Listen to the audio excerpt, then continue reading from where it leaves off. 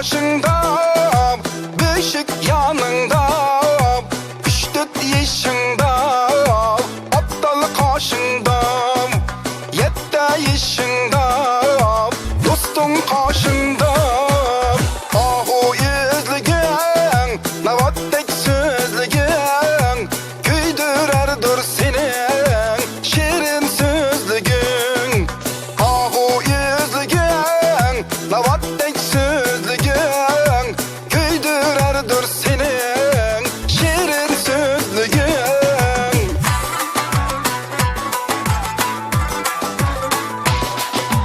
15 yaşında, kopmanın başında, 20 yaşında, gayrını karşında, 30 yaşında, ailenin karşında.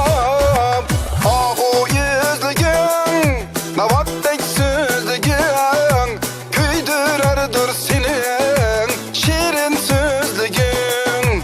Ahu yüzlüğün, navattek sözlüğün, küydürerdir senin şirin sözlüğün.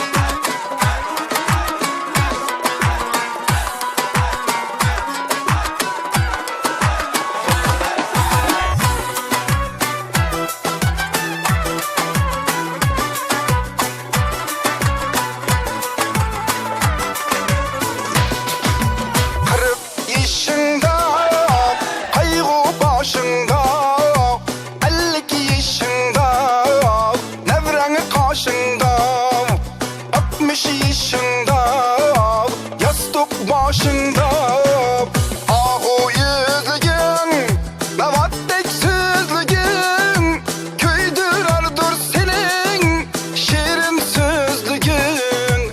Ahu yüzlüğün, navattek sözlüğün, küydürerdir senin şirin sözlüğün. Küydürerdir senin şirin sözlüğün. 70 yaşında, çevren